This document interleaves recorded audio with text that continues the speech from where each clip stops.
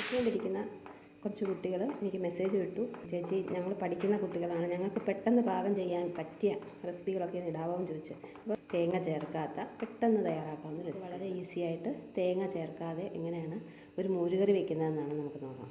ഒരു പാൻ എടുത്ത് വെച്ചു, 2 സ്പൂണോളം വെളിച്ചെണ്ണ ഒഴിക്കുക. കാരണം തേങ്ങയൊന്നും ചേർക്കുന്നില്ല, അപ്പോൾ ടേസ്റ്റി ആയിരിക്കണമെങ്കിൽ അല്പം വെളിച്ചെണ്ണ 2 സ്പൂൺ എടുക്കും. ചെറിയ സ്പൂൺ കടുക് ഒന്ന് പൊട്ടി വരുമ്പോഴേക്കും ഒരു 1/4 ടീസ്പൂണോളം ഉലുവ ഇട്ട് കൊടുത്തു. അപ്പോൾ ഇത് ഒന്ന് മൂടി വയ്ക്കുന്നത് നല്ലതാണ് ഈ കടുക് പൊട്ടുമ്പോൾ, കാരണം പൊട്ടിത്തെറിക്കാനുള്ള സാധ്യതയുണ്ട്. പ്രത്യേകിച്ച് ഇങ്ങനെ ഓപ്പൺ ആയിരിക്കുന്ന പാനിൽ ഉണ്ടാക്കുമ്പം ഒന്ന് മൂടിയിട്ട് വെക്കുന്നത് നല്ലതാണ്. അടപ്പ് വെച്ച് പയ്യെ ജസ്റ്റ് ഒന്ന് പൊട്ടുന്ന സമയത്ത് ഇങ്ങനെ ഒന്ന് വെക്കുന്നത് നല്ലതാണ്.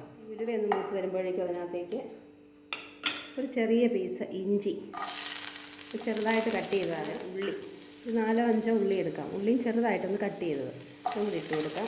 ഇത് വെളുത്തുള്ളിയാണെങ്കിൽ ഞാനൊരു 5 ചെറിയ വെളുത്തുള്ളിയാണ്, അതൊന്ന് ചെറുതായിട്ട് കട്ട് ചെയ്തതാണ്, നീളത്തിലാണ് കട്ട് ചെയ്തേക്കുന്നതല്ല. ഇത് നന്നായിട്ടൊന്ന് ഇളക്കി കൊടുക്കുക. 6ഓളം പച്ചമുളക് ഇതുപോലെ കീറി വെച്ചിട്ടുണ്ടായിരുന്നു, ആ പച്ചമുളക് കൂടെ ഇട്ട് കൊടുക്കാം.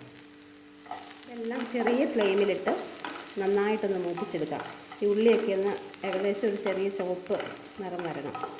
അപ്പോൾ ആ ഒപ്പം തന്നെ മുളകും എല്ലാം കളർ വ്യത്യാസം വരും. അപ്പോൾ അതുവരെ നന്നായിട്ടൊന്ന് വഴറ്റണം. അങ്ങനെ നന്നായിട്ട് വഴന്ന് കിട്ടിയാൽ മാത്രമാണ് നല്ല ടേസ്റ്റ് വരുന്നത്. തേങ്ങ ചേർത്ത് വെക്കുന്നതിനേക്കാളും കൂടുതൽ ദിവസം വേണമെങ്കിൽ ഇരിക്കുകയും ചെയ്യും. ഇത് വേറൊരു ടേസ്റ്റാണ്. എന്നും തേങ്ങ അരച്ച് മോരുകറി വെച്ച് മടുത്തു എന്ന് പറഞ്ഞു. അപ്പോൾ ഒരു ചേഞ്ച് വരാൻ വേണ്ടിയിട്ടാണ് ഞാൻ ഇങ്ങനെ ചെയ്തുകൊണ്ടിരിക്കുന്നത്. പക്ഷേ നല്ല ടേസ്റ്റാണ്. ഇത് വഴന്ന് വരുന്ന നേരത്തിന് നമ്മൾ തൈരാണ് എടുത്തിരിക്കുന്നത്. തൈര് വേണമെങ്കിൽ മിക്സിയിലൊന്ന് ഉടച്ചെടുക്കാം, അല്ലെങ്കിൽ ഇതുപോലെ ഇതിപ്പോൾ ഞാൻ തൈര് കപ്പിനകത്തേക്ക് ഒഴിച്ചതാണ്. നന്നായിട്ട് ഉടഞ്ഞ് കിട്ടും. ഇത് കടകോല് വെച്ച് ഉടയ്ക്കുന്ന പോലെ ഇരിക്കും. നമ്മൾ പണ്ടൊക്കെ കടകോല് വെച്ചല്ലേ മോര് ഉടച്ചുകൊണ്ടിരുന്നത്. പക്ഷേ ഇപ്പോൾ കടകോലൊന്നും ചിലർക്കുണ്ട്, ഇല്ലെങ്കിൽ നമ്മളിതാണല്ലോ നമുക്ക് കൈ കൂടുതലുള്ളത്. ഇത് വെച്ചിട്ട് ഇങ്ങനെ വെച്ചാൽ നല്ല കടകോല് വെച്ച് ഉടച്ച പോലെ തന്നെ ഇരിക്കും.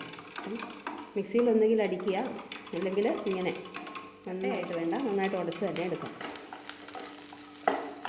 ചെറിയ ഫ്ലെയിമിൽ വഴറ്റണം. ഇതിനകത്തേക്ക് കുറച്ച് കറിവേപ്പിലയും കൂടി ഇടാം. ഇവിടെ നമ്മൾ ചുവന്ന മുളക് ഉപയോഗിക്കുന്നതേ ഇല്ല, അതിനേക്കാളും കുറച്ചും കൂടി നല്ലത് ഇങ്ങനെ തന്നെ എടുക്കണം.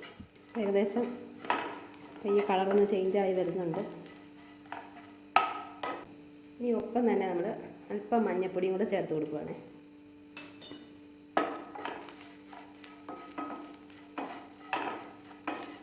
ഇതിലേക്ക് ഈ ഉടച്ച് വെച്ചിരിക്കുന്ന തൈരില്ലേ അങ്ങ് ചേർത്ത് കൊടുക്കാം. ഞാൻ 1/2 ലിറ്റർ തൈരായിരുന്നു.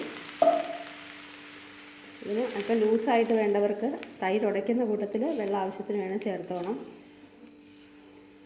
പുളിയൊക്കെ ഉള്ളതാണെങ്കിൽ നല്ല നീട്ടി തന്നെ എടുക്കാൻ പറ്റും.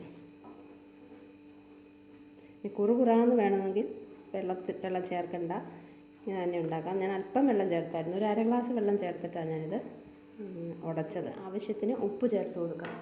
കല്ലുപ്പ് തന്നെയാണ് ചേർക്കുന്നത്, കല്ലുപ്പ് ചേർക്കുവാണ് നല്ലത്. ഇനി ഇത് ചെറിയ ഫ്ലെയിമിലിട്ട് നന്നായിട്ടൊന്ന് ചൂടായിക്കോട്ടെ. കൈ വിടാതെ ഇളക്കി ഒന്ന് പതപ്പിച്ചെടുക്കണം. ഇളക്കരുത്, നന്നായിട്ട് ഇളക്കുമ്പോൾ നന്നായിട്ട് ഇളക്കി നന്നായിട്ട് ചൂട് പിടിച്ച് വരുമ്പം ഇതൊന്ന് പതഞ്ഞ് വരും. അപ്പോൾ ആ അവസ്ഥയിൽ ഓഫ് ചെയ്ത് നമുക്ക് എടുക്കാം. കൊണ്ടുവന്ന് നോക്കാം.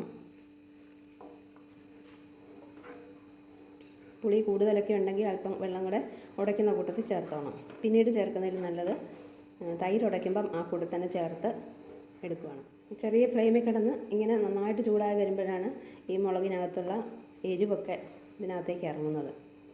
അതുകൊണ്ടാണ് പറഞ്ഞത് നന്നായിട്ടൊന്ന് ചൂടാക്കി വേണം എടുക്കാൻ. മുളക് നന്നായിട്ട് കീറി ഇടുന്നത് കൊണ്ട് എരിവൊക്കെ നന്നായിട്ട് ഇറങ്ങിക്കോളും. ഒരുപാട് എരിവൊക്കെയുള്ള ഉണ്ടമുളകൊക്കെ ആണെങ്കിൽ ഇത്രയൊന്നും ചേർക്കരുത്. വെറുതെ ഒരു 2 എണ്ണം ചേർത്താൽ തന്നെ ഭയങ്കര എരിവാണ്. അപ്പോൾ അതനുസരിച്ച് ചേർക്കാവുള്ളൂ. മഞ്ഞൾപ്പൊടി ഇത്രയൊക്കെ ഇഷ്ടമാണെങ്കിൽ ചേർക്കുക. മഞ്ഞൾപ്പൊടിയൊക്കെ എപ്പോഴും നല്ലതാണ്, പ്രത്യേകിച്ച് മോരിൻ്റെ അകത്തൊക്കെ മഞ്ഞൾപ്പൊടി ചേർക്കുന്നത് നല്ലതാണ്. പിന്നെ ഇഷ്ടമുള്ളവർക്ക് വേണമെങ്കിൽ അല്പം കുരുമുളക് പൊടി ചേർക്കാം.